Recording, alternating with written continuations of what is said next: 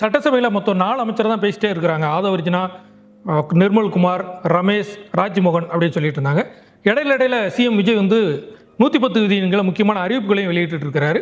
அப்படி அறிவிக்கப்பட்ட 3 அறிவிப்புகள் மக்கள் மத்தியில் மிகப்பெரிய வரவேற்பை கொடுத்துருக்கு. ஒன்று வந்து சிலிண்டர், 3 சிலிண்டரு குடும்பங்களுக்கு வந்து விலை இல்லாமல் கொடுக்குறோம். அதாவது மானியத்தை வந்து உங்கள் வங்கி அக்கௌண்ட்டில் வச்சிடுறோம் அப்படின்னு சொல்லியிருக்கிறாங்க. தேர்தல் வாக்குறுதியில் கொடுத்தது 6 சிலிண்டர் சொல்லியிருந்தாங்க. இப்போ வந்து சூப்பர் 6 அப்படின்னு சொல்லி இப்போ சூப்பர் 3 தான் வந்திருக்குது. ஒரு 4ஆவது அடிச்சிருந்துருக்கலாம். சூப்பர் 3 அப்படின்னு சொல்லி அந்த சிலிண்டர் திட்டம். பரந்தூர் விமான நிலைய திட்டத்தை வந்து கைவிடப்படுறோம், விவசாய நிலத்தை காக்கும் அந்த மக்களுடைய கோரிக்கைக்கு நாங்கள் தலைவணங்குறோம் அப்படின்னு சொல்லியிருக்கிறாங்க. 3ஆவதாக வந்து பேருந்து மகளிருக்கு வந்து பயணம், சென்னை முதல் குமரி வரை பயணம் அப்படின்னு சொல்லியிருந்தாங்க.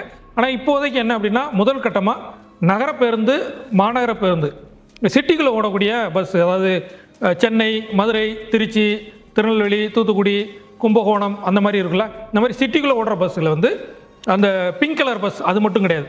மகளிர் பயணம், விடியல் பயணம் அப்படின்லாம் இருந்ததில்ல, அந்த பஸ் மட்டும் இல்லாமல் எல்லா பேருந்தும், டீலக்ஸ்னாலும் சரி, ஏசி இல்லாத மற்ற பேருந்துகள், எல்லா பேருந்துகள்லையுமே மகளிர் வந்து பயணிக்கலாம் அப்படிங்கிறது. இது இல்லாமல் மப்சல் பஸ்ஸுன்னு சொல்லுவாங்க, ரூட் பஸ் அப்படின்னு சொல்லி கிராமங்களில், அந்த ரூட் பஸ்ஸில் வந்து என்ன அப்படின்னா, அதுலேயுமே வந்து deluxe, super deluxe, point to point, express, SFS அப்படிலாம் நிறைய வகை உண்டு. அதில் வந்து சாதாரண கட்டணம் அப்படின்னு சொல்லி சில பேருந்துகள் இருக்குது. அந்த சாதாரண கட்டண பேருந்துகளில் வந்து பயணிகள், மகளிர் பயணிகள் வந்து போய்க்கலாம், விலை இல்லாமல் பயணம் செய்யலாம் அப்படின்னு சொல்லியிருக்கிறாங்க. இதில் இந்த 3மே சிஎம் விஜய் அறிவித்தாலுமே 3மே சர்ச்சைக்குரியதாக மாறி இருக்குது. என்ன அப்படின்னா, நீங்கள் சிலிண்டர் சொன்னது போர் காரணத்தினால மக்கள் அதிகமாக பாதிக்கப்படுறாங்க, அந்த விலை அதிகமாக இருக்குது, ஈரான் இஸ்ரேல் போர் அப்படின்னு. ஆனால் இந்த திட்டம் தொடங்க போகிறது அப்படிங்கிறது பொங்கலுக்கு ஜனவரி மாதம் அப்படின்னு சொல்லிட்டாங்க. அப்போ அதுக்குள்ளே போர் நிற்குமா அப்படின்லாம் இல்லை.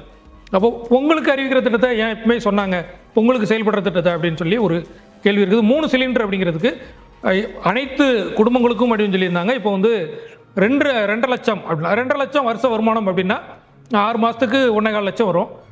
அப்புறம் ஒரு 3 மாதத்துக்குன்னா 75,000. அதாவது மாதம் 25,000 30,000க்குள்ளே சம்பாதிக்கிறவங்க தான் அப்படிங்கிறது அந்த சிலிண்டர். இப்போ வீட்டு வாடகை அப்படின்னு பார்த்தாலே 8,000 ரூபா, 10,000 ரூபா, 15,000 ரூபா அப்படின்னு இருக்குது. ஒரு நடுத்தர குடும்பம் அப்படிங்கிறவங்க வந்து அந்த 25,000 சம்பாதிச்சு அவங்க குடும்பத்தை வந்து நடத்த முடியாது. அப்போது ஒன்று அவங்க வருமான வரியில் வந்து ஏதாவது பொய்யான தகவல் சொல்லலாம், அப்படி சொல்லவும் முடியாது. ஏன்னா ஆதார் கார்டு, பேன் கார்டு எல்லாமே இணைச்சிட்டாங்க. அப்போது இது எத்தனை லட்சம் மக்களுக்கு, எத்தனை கோடி மக்களுக்கு, எத்தனை குடும்பங்களுக்கு போய் சேரும் அப்படிங்கிறது ஒரு கேள்விக்குறியாக இருக்குது. ஏன்னா தகுதியான மகளிர் அப்படின்னு இப்போ கார் கொடுக்குறாங்க எம்எல்ஏக்களுக்கு, கார் வச்சிருக்கிற எம்எல்ஏக்களும் வாங்கிக்கலாம் அப்படின்னு சொல்லிட்டாங்க. அப்போது இந்த சிலிண்டரு திட்டத்தில் 2 லட்சம் அப்படிங்கிறது ஒரு இது பண்ணும்போது, தடை போடும்போது அது பெண்கள் மத்தியில் அது ஒரு அதிருப்தியை உண்டாக்கி இருக்குது. அதை சரி பண்ணுவாங்க அப்படிங்கிறத நம்ம பார்க்கலாம். ஏன்னா நிறைய திட்டங்களை வந்து சொல்லிட்டு திருத்துறாங்க, அதுக்கான வாய்ப்புகள் அதிகமாக இருக்குது. அதே மாதிரி மகளிர் கட்டணம் அப்படிங்கிறது சிட்டிக்குள்ளே ஓகே, சிட்டியில் உள்ள இப்போ ஏற்கனவே நிறைய பெண்கள் வந்து சிட்டிக்குள்ளே தான் அதிகமாக ட்ராவல் பண்ணுறாங்க. கிராமப்புறத்தில் பார்த்தோன்னா டவுன் பஸ் மட்டும் இல்லாமல் ஒரு நகரத்துலேருந்து இன்னொரு நகரத்துக்கு போகும். அதாவது கும்பகோணம் டு திருச்சி, புதுக்கோட்டை டு திருச்சி, அல்லது திண்டுக்கல் டு தேனி, மதுரை தேனி, இந்த மாதிரி கிராமங்களுக்கு, தூத்துக்குடி, திருநெல்வேலி இந்த மாதிரி போகக்கூடியவங்களுக்கு வந்து அதிகமாக பெண்கள் வந்து பயணிப்பாங்க வேலை நிமித்தமாக. அப்போ அப்படி போகிறவங்களுக்கு இந்த திட்டம் பயன் கொடுக்காது. ஏன்னா சாதாரண கட்டணம் அப்படிங்கிறது எல்லா ஸ்டாப்லேயும் நின்று போகும். அந்த பேருந்தே பார்த்தோன்னா நமக்கு தெரியும், சாதாரண கட்டணம் போட்டுருப்பான், அது ரொம்ப ரேராக தான் வரும், டைமிங்லாம் கிடையாது. ஒரு நாளைக்கு 4 ட்ரிப்பு 5 ட்ரிப்பு அப்படின்னு தான் இருக்கும். அப்போ அந்த மாதிரி உள்ளது கிராமங்களுக்கு, ஒரு சில கிராமங்களுக்கு அந்த ரூட் பஸ் வருது, அவங்களுக்கு வந்து இது பயனுள்ளதாக இருக்கும். ஆனால் ஒரு நகரத்துலேருந்து இன்னொரு நகரத்துக்கு போகிறவங்களுக்கு இது பெரிய நன்மையாக கொடுக்காது. திருவண்ணாமலை போகிறாங்க சென்னையிலேருந்து அப்படின்னா எல்லா பஸ்ஸுமே டீலக்ஸ் அப்படின்னு தான் அதிகமாக இருக்கும். அப்போ அப்படி போகிறவங்களுக்கு, பக்தர்களுக்கோ மற்றவங்களுக்கோ வந்து அது பெரிய பயனை கொடுக்காது. அப்போ நீங்கள் மகளிருக்கு அனைத்து பேருந்துகளிலும் கட்டணம் இல்லாமல் பயணிக்கலாம்னு சொல்லியிருந்தீங்க, அதை செயல்படுத்தினீங்கன்னா நல்லா இருக்கும்னு மகளிர் வந்து எதிர்பார்க்குறாங்க. இதுவுமே வந்து இப்போ உடனே இல்லை, அக்டோபரில் இருந்து தான், காந்தி ஜெயந்தியிலிருந்து தான் வரப்போகுது. சரி, இந்த திட்டங்களெல்லாம் ஏன் இப்போவுமே அறிவிக்கிறாங்க, இந்த சட்டசபை கூட்டத்தொடரில் ஏன் சொல்லணும், ஒவ்வொரு மாதமும் வந்து அறிவித்து கிட்டடிக்கலாமே அப்படின்னு பார்த்தோன்னா அங்கே வந்து ஒரு சிக்கல் இருக்குது. என்ன அப்படின்னா, இடைத்தேர்தல் வருமா, உள்ளாட்சி தேர்தல் வருமா, அல்லது ஒரே நாடு ஒரே தேர்தல் அப்படிங்கிற பொது தேர்தல் வருமா அப்படிங்கிற ஒரு குழப்பம் போய்கிட்டு இருக்குது. ஏடிஎம்கேலேருந்து நிறைய எம்எல்ஏக்கள் டிவிகேக்கு வர்றாங்கன்னு செங்கோட்டையன் வேறு சமீபத்தில் பேசியிருந்தார். அப்போது இந்த மாதிரி சர்ச்சைகள் நடக்கும்போது டிஎம்கே வந்து ஒரு முயற்சி செஞ்சு டிவிக்கு ஆட்சியை கலைக்கிறதுக்கும் வாய்ப்பு இருக்குது அப்படிங்கிற ஒரு பேச்சு முடிச்சு. அப்போது இந்த மாதிரி சர்ச்சைகள் இருக்கும்போது தேர்தல் எப்போ வேணாலும் வரலாம். நம்ம வாக்குறுதிகளை இப்பவுமே சொல்லிடலாம், நிறைவேற்றலாம் அப்படிங்கிறதுக்காக சிஎம் விஜய் வந்து அறிவிச்சிருக்கலாம். ஆனால் போக போக இதனுடைய தாக்கம் எப்படி இருக்கும், இதை இன்னும் மேம்படுத்தி எல்லா மக்களுக்கும் போய் கிடைக்கிற மாதிரி. ஏன்னா இப்போ சிலிண்டர் வந்து மானியம்னு சொல்லி மத்திய அரசுல வந்து கொடுத்தாங்க. முதல்ல வந்து கம்பெனிக்கே கொடுத்தாங்க. கம்பெனிக்கு கொடுக்கும்போது சிலிண்டர் விலையும் கம்மியாக இருந்துச்சு, 300 ரூபாய் 400 ரூபாய் அப்படின்னு இருந்துச்சு. சிலிண்டர் மானியத்தை வந்து கம்பெனி கொடுக்க மாட்டோம், அந்த பொதுமக்களுடைய வங்கி கணக்கிலே நாங்கள் போடுறோம் அப்படின்னு சொல்லும்போது சிலிண்டர் விலை வந்து கூடிருச்சு, 800 900 அப்படிங்கிற அளவுக்கு வந்துருச்சு. அப்போது அந்த டைமில் சிலிண்டர் மானியம் அப்படிங்கிறது 200 ரூபாய் 300 ரூபாய் 400 ரூபாய் வரைக்கும் மானியமாக அக்கௌண்ட்டில் வந்துகிட்டு இருந்துச்சு. அது நம்ம நிறைய பேர் பார்த்துருப்போம். ஆனால் இன்றைக்கி நிலமையில் பார்த்தோன்னா 20 ரூபா 30 ரூபா 8 ரூபாலாம் மானியமாக வந்துகிட்டு இருக்குது. அப்போது அந்த அக்கௌண்ட்டில் போடக்கூடிய மானியம் அப்படிங்கிறது அது நம்பகத்தன்மை இல்லாமல் இருக்குது. சென்ட்ரல் கவர்மெண்ட் செஞ்சது, பிஜேபி மோடி அரசு செஞ்சது.